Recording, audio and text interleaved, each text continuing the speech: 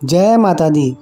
नमस्कार दोस्तों, मैं हूं आपका होस्ट और दोस्त अमित भारद्वाज। न्यूएस के यूट्यूब चैनल पर आपका बहुत बहुत स्वागत है। दोस्तों, आज से नवरात्रि शुरू हो रही है। नवरात्रि में भगवान माता दुर्गा के, जिन्हें की आदि शक्ति जगत जननी जगदम्बा भी कहा जाता है, उनके 9 मुख्य रूपों की हम लोग हर रोज़ पूजा करते हैं। इन 9 दुर्गा देवियों को पापों की विनाशिनी भी कहा जाता है। हर देवी के अलग अलग वाहन हैं, अलग अलग अस्त्र शस्त्र भी हैं, परंतु असल में ये माँ दुर्गा के ही अलग अलग 9 रूप हैं। आज मैं भगवती माता के इन्हीं 9 रूपों की चर्चा करने के लिए आपके समक्ष प्रस्तुत हुआ हूँ। दुर्गा जी के पहले स्वरूप का नाम है शैलपुत्री। यही नव दुर्गाओं में प्रथम दुर्गा हैं। पर्वतराज हिमालय के घर पुत्री रूप में उत्पन्न होने के कारण इनका नाम शैलपुत्री पड़ा। नवरात्र पूजन में प्रथम दिवस इन्हीं की पूजा और उपासना की जाती है। इनका वाहन ऋषभ है।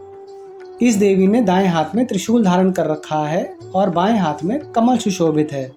यह सती के नाम से भी जानी जाती हैं। इनकी माँ का नाम था मैना। माँ शैलपुत्री की पूजा धन, रोजगार और स्वास्थ्य के लिए की जाती है। शैलपुत्री जी सिखाती हैं कि जीवन में सफलता के लिए सबसे पहले इरादों में चट्टान की मजबूती और अडिगता होनी चाहिए।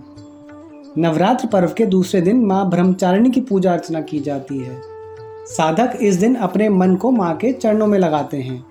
ब्रह्म का अर्थ है तपस्या और चारिणी का मतलब है आचरण करने वाली। इस प्रकार ब्रह्मचारिणी का अर्थ हुआ तप का आचरण करने वाली। भगवान शंकर को पति के रूप में प्राप्त करने के लिए इन्होंने घोर तपस्या की थी। इस कठिन तपस्या के लिए ही इस देवी को ब्रह्मचारिणी नाम से सुशोभित किया गया। जीवन में सफलता के सिद्धांत और नियमों पर चलने की बहुत आवश्यकता होती है। इसके बिना कोई भी मंजिल नहीं पाई जा सकती। अनुशासन सबसे ज़्यादा ज़रूरी है। ब्रह्मचारिणी की पूजा पराशक्तियों को पाने के लिए की जाती है। देवी का तीसरा रूप है दोस्तों चंद्रघंटा, क्योंकि इनके माथे पर घंटे के आकार का चंद्रमा है।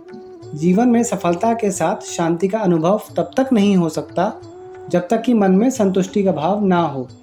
आत्मकल्याण और शांति की तलाश जिसे हो, उसे माँ चंद्रघंटा की आराधना करनी चाहिए। इस देवी की कृपा से साधक को अलौकिक वस्तुओं के दर्शन होते हैं, दिव्य सुगंधों का अनुभव होता है और कई तरह की ध्वनियाँ सुनाई देने लगती हैं। देवी का यह स्वरूप परम शांतिदायक और कल्याणकारी माना गया है। इनके शरीर का रंग सोने के समान बहुत चमकीला है। इस देवी के 10 हाथ हैं। वह खड्ग और अन्य अस्त्र शस्त्र से विभूषित हैं। सिंह पर सवार इस देवी की मुद्रा युद्ध के लिए हमेशा तैयार रहने की है। इनके घंटे की भयानक ध्वनि से अत्याचारी दानव, दैत्य और राक्षस कांपते रहते हैं। इस देवी की आराधना से साधक में वीरता और निर्भयता के साथ साथ सौम्यता और विनम्रता का विकास होता है। देवी का चौथा स्वरूप है कुष्मुंडा देवी। ग्रंथों के अनुसार इन्हीं देवी की मंद मुस्कान से अंड यानी ब्रह्मांड की रचना हुई है, इसीलिए इनका नाम कुष्मुंडा पड़ा। यह देवी भय दूर करती हैं। भय यानी डर की सफलता की राह में सबसे बड़ी मुश्किल होती है। जिसे जीवन में सभी तरह के भय से मुक्त होकर सुख से जीवन बिताना हो, उसे देवी कुष्मुंडा की पूजा करनी चाहिए। इस दिन साधक का मन अनाहत चक्र में अवस्थित होता है। इस देवी की 8 भुजाएं हैं, इसलिए यह अष्टभुजा भी कहलाती हैं। इनके 7 हाथों में क्रमशः कमंडल, धनुष, बाण, कमल पुष्प, अमृतपूर्ण कलश, चक्र तथा गदा हैं। 8वें हाथ में सभी सिद्धियों और निधियों को देने वाली जप माला है। इस देवी का वाहन सिंह है। इस देवी का वास सूर्यमंडल के भीतर लोक में है। सूर्य लोक में रहने की शक्ति क्षमता केवल इन्हीं में है। 5वीं माता का नाम है दोस्तों स्कंद माता। भगवान शिव और पार्वती के पहले पुत्र हैं कार्तिकेय। उनका ही नाम है स्कंद। कार्तिकेय यानी स्कंद की माता होने के कारण देवी के 5वें रूप का नाम स्कंद माता है। उसके अलावा यह शक्ति की भी दाता हैं। सफलता के लिए शक्ति का संचय और सृजन की क्षमता दोनों ही होना जरूरी है। माता का यह रूप यही सिखाता है और प्रदान भी करता है। मोक्ष के द्वार खोलने वाली माता परम सुखदायी हैं। माँ अपने भक्तों की समस्त इच्छाओं की पूर्ति करती हैं। इस देवी की 4 भुजाएं हैं। यह दाईं तरफ की ऊपर वाली भुजा से स्कंद यानी कि कार्तिका को गोद में पकड़ी हुई हैं। नीचे वाली भुजा में कमल का पुष्प है।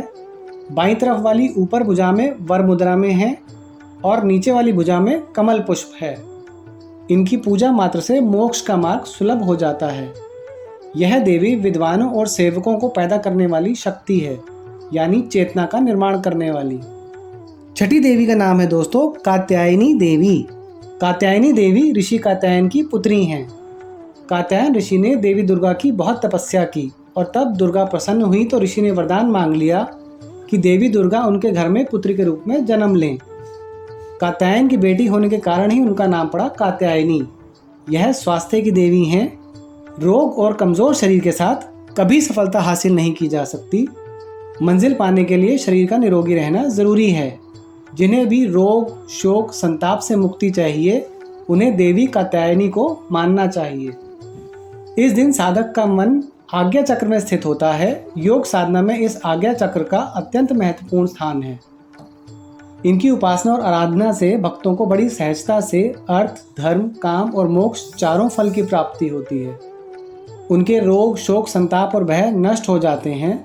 जन्मों के समस्त पाप भी नष्ट हो जाते हैं। इनका स्वरूप अत्यंत भव्य और दिव्य है। यह स्वर्ण के समान चमकीली हैं। इनकी 4 भुजाएं हैं। दाईं तरफ का ऊपर वाला हाथ अभय मुद्रा में है और नीचे वाला हाथ वर मुद्रा में। माँ के बाईं तरफ के ऊपर वाले हाथ में तलवार है व नीचे वाले हाथ में कमल का फूल सुशोभित है। इनका वाहन भी सिंह है। 7वीं देवी का नाम है दोस्तों माता कालरात्रि। काल यानी समय और रात्रि मतलब रात। जो सिद्धियां रात के समय साधना में मिलती हैं, उन सब सिद्धियों को देने वाली माता कालरात्रि है। अलौकिक शक्ति, तंत्र सिद्धि, मंत्र सिद्धि के लिए इस देवी की उपासना की जाती है। यह रूप सिखाता है कि सफलता के लिए दिन और रात के भेद को भुला दीजिए। जो बिना रुके और थके लगातार आगे बढ़ना चाहता है, वो ही सफलता के शिखर पर पहुंच सकता है। इस दिन साधक का मन सहस्त्रसार चक्र में स्थित रहता है। माता कालरात्रि के शरीर का रंग घने अंधकार की तरह एकदम काला है। सिर के बाल बिखरे हुए हैं और गले में विद्युत की तरह चमकने वाली माला है। अंधकार में स्थितियों का विनाश करने वाली शक्ति है कालरात्रि। काल से भी रक्षा करने वाली यह शक्ति है। इस देवी के 3 नेत्र हैं। यह तीनों नेत्र ही ब्रह्मांड के समान गोल हैं। इनकी सांसों से अग्नि निकलती रहती है। ऊपर उठे हुए दाहिने हाथ की वर मुद्रा भक्तों को वर देती हैं। दाहिने की तरफ नीचे वाला हाथ अभय मुद्रा में है, यानी भक्तों हमेशा निडर और निर्भय रहो। बाईं तरफ के ऊपर वाले हाथ में लोहे का कांटा तथा नीचे वाले हाथ में खड्ग है।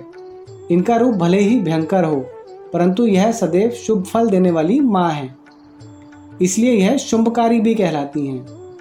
इनसे भक्तों को किसी भी प्रकार भयभीत या अंकित होने की कतई आवश्यकता नहीं है। माँ कालरात्रि की उपासना से ब्रह्मांड की सारी सिद्धियों के दरवाजे खुलने लगते हैं और तमाम असुरी शक्तियाँ उनके नाम के उच्चारण से ही भयभीत होकर दूर भागने लगती हैं। इसलिए दानव, दैत्य, राक्षस और भूत प्रेत इनके स्मरण से ही भाग जाते हैं। यह ग्रह बाधाओं को भी दूर करती हैं। देवी का 8वां स्वरूप है महागौरी। गौरी यानी पार्वती जी। महागौरी यानी पार्वती का सबसे उत्कृष्ट स्वरूप। अपने पाप कर्मों के काले आवरण से मुक्ति पाने और आत्मा को फिर से पवित्र और स्वच्छ करने के लिए महागौरी की पूजा और तप किया जाता है। ये चरित्र की पवित्रता की प्रतीक देवी हैं। सफलता अगर कलंकित चरित्र के साथ मिलती है तो वो किसी काम की नहीं। चरित्र उज्जवल हो तो ही सफलता का सुख मिलता है। इनका रूप पूर्णतः गौरवर्ण है। इनकी उपमा शंख, चंद्र और कुंद के फूल से दी गई है। इनके सभी आभूषण और वस्त्र सफ़ेद हैं, इसलिए इन्हें श्वेतांबर धरा भी कहा गया है। इनकी 4 भुजाएं हैं और इनका वाहन ऋषभ है। इनके ऊपर वाला दाहिना हाथ अभय मुद्रा में है और नीचे वाला हाथ त्रिशूल धारण किया हुआ है। ऊपर वाले बाएं हाथ में डमरू धारण कर रखा है और नीचे वाले हाथ वर मुद्रा में है। इनकी पूरी मुद्रा बहुत शांत है। ऐसा माना जाता है कि पति रूप में शिव को प्राप्त करने के लिए महागौरी ने कठोर तपस्या की थी, इसलिए उनका शरीर काला पड़ गया था। परंतु तपस्या से प्रसन्न होकर भगवान शिव ने इनके शरीर को गंगा के पवित्र जल से धोकर कांति में बना दिया। उनका रूप गौर वर्ण का हो गया, इसलिए वह माँ गौरी कहलाई। कहते हैं कि जो स्त्री माँ की पूजा भक्ति भाव सहित करती हैं, उनके सुहाग की रक्षा देवी स्वयं करती हैं। 9वीं देवी का नाम है दोस्तों सिद्धिदात्री माता। यह देवी सारी सिद्धियों का मूल यानी कि ओरिजिन है। देवी पुराण में ऐसा कहा जाता है कि भगवान शिव ने देवी के इसी स्वरूप से कई सिद्धियां प्राप्त की थीं। शिव के अर्धनारीश्वर स्वरूप में जो आदि देवी हैं वो सिद्धिदात्री माता ही हैं। सिद्धि का अर्थ है कार्य में कुशलता। यदि कार्य में कुशलता और सलीका हो तो सफलता आसानी से प्राप्त हो जाती है। इस देवी के दाहिने तरफ नीचे वाले हाथ में चक्र, ऊपर वाले हाथ में गदा तथा बाईं तरफ के नीचे वाले हाथ में शंख और ऊपर वाले हाथ में कमल का पुष्प है। इनका वाहन सिंह है और कमल पुष्प पर भी यह आसीन है। विधि विधान से 9वें दिन इस देवी की उपासना करने से सिद्धियां प्राप्त होती हैं। आशा करता हूं दोस्तों कि मेरे द्वारा दी गई जानकारी आपको पसंद आई होगी। इस वीडियो को जल्दी से लाइक कर दीजिए और इसे शेयर करना मत भूलिएगा, और जितने ज़्यादा से ज़्यादा लोग हो सकें इस पर जय माता दी ज़रूर लिख दीजिएगा। बहुत जल्द ही नया वीडियो लेकर आप लोगों के सामने प्रस्तुत होऊंगा। तब तक के लिए आप लोगों का बहुत बहुत धन्यवाद।